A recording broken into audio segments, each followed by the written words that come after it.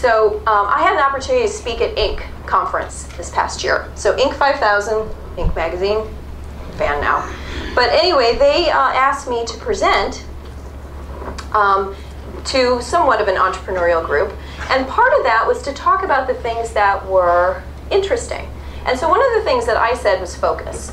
And so what I said to the group was this: you need to focus. To me, there's a lot of things that entrepreneurs need to do. Yes, you need to be dedicated. Yes, you need to be, have that entrepreneurial spirit, and you've got to stay up late, and you've got to do all these other things. But to me, I think people lose sight of the fact that they're not hyper-focused on something. And they have to go in and really stick to it. I had a VC that I was working with up in the Bay Area, and when I was funding OptionEase, and they said, oh, great idea.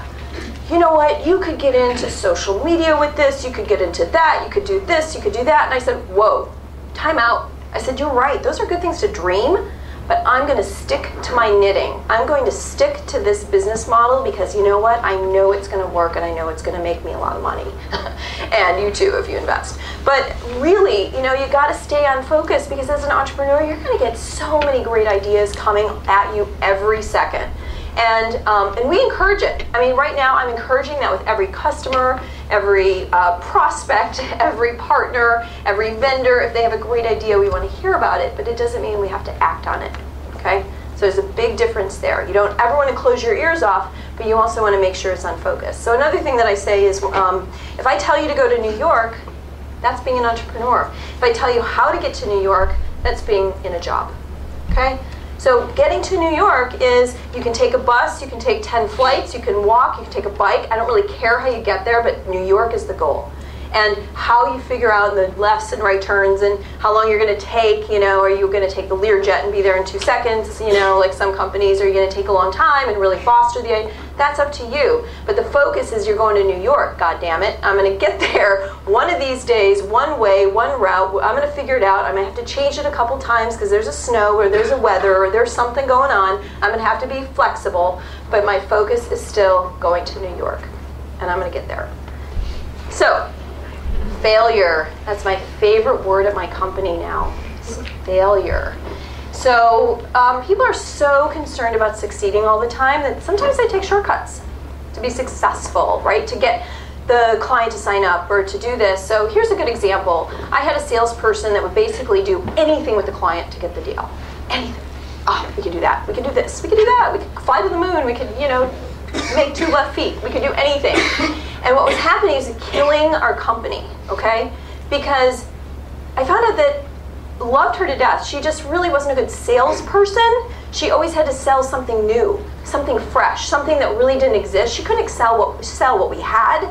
And to me, that was sort of the differentiator between being an excellent salesperson and being a dreamer, okay? She's more of an entrepreneur now, right?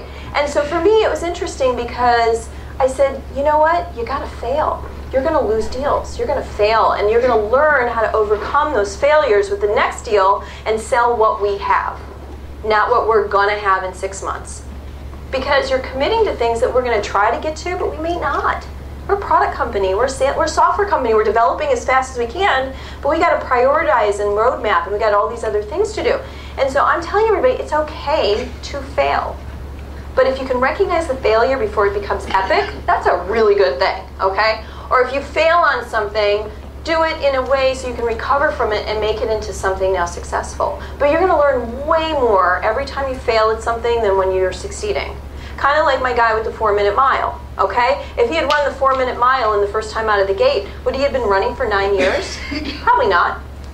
He'd be like, whoa, I got the formula for the 4-minute mile. He may not have recognized that it was the wind behind his back, that it was the terrain that he was on, it was the shoes that he was in. He may not have had an opportunity to test all those things out at each failure point, right? So you ask somebody who just got lucky how they got there, and they're like, I don't know. We're at the right place at the right time with a good idea. I mean, they'll tell you a lot of stuff. They really don't know because they never had a chance to fail at how they got there. Never a chance to say, God dang, I really screwed that one up bad. Boy, that contract was pretty crappy. So I don't know that now this next one is going to be more successful, but I know what not to put in it. So those are the things. And I put this one in here, which people also don't talk about, is getting fired. you're never pushing the limits of things, and not saying, you know, I'm going to come in drunk and I'm going to get fired. Okay, so let's talk about what I mean and qualify that a little bit. But some people are a little bit, especially in, I'd say, larger companies, are a little reluctant to have you in their face about stuff, okay? Asking questions. I know, I encountered that myself. And fortunately for me, I could see when I was going to get to the point of, okay, are we going to get fired or not? And I could back off a little bit. But you know, I really went right up to the edge. And had I been in bigger companies, I would have been canned, for sure. Because I would walk in and say, how do you make that fuel additive? Well, why do you use so much of that product? Wasn't that product on the EPA list? You know, and they'd be like, oh God, what is she asking me these questions for? And I'd always come back and say, because I'm an investor in this company. As a CFO and having stock, common stock, founder stock, I'm an investor in this company. I want to make sure, and by the way, I'm raising money for your next paycheck, so tell me what I need to do to be successful. So I asked all these questions and I did things, but seriously, borderline getting fired. And if you get fired, think about why. Was it the right place? Were they not receptive to you? Or was it just time? I mean, sometimes I've had the best employees come because they were canned somewhere else. And the reason they were canned is because they were way outthinking the prior company. And I'm like, I love you. and honestly, I've even looked at employees in my company, and I put some in sales. They did horrible in sales. I moved them into professional services, and they are my rock stars. Because they couldn't pick up the phone and cold call. When somebody called in, they were unbelievable.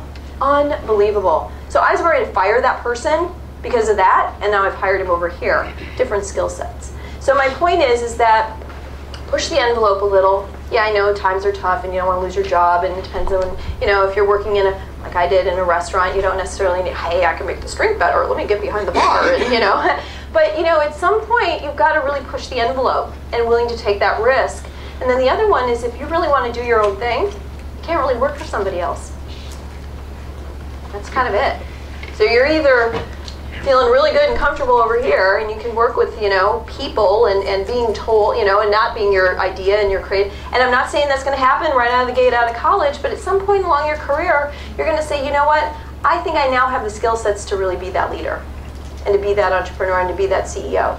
And somebody had asked me a question about, you know, why a bunch of CFO jobs and a CEO job and which one do I like better? You know what? I loved being a CFO. I could go back and being a CFO anytime. But what I like about being a CEO is that I've built up these skills as being a CFO and working for other people for a very long time that I think I've got a lot to contribute now as being the leader of the company.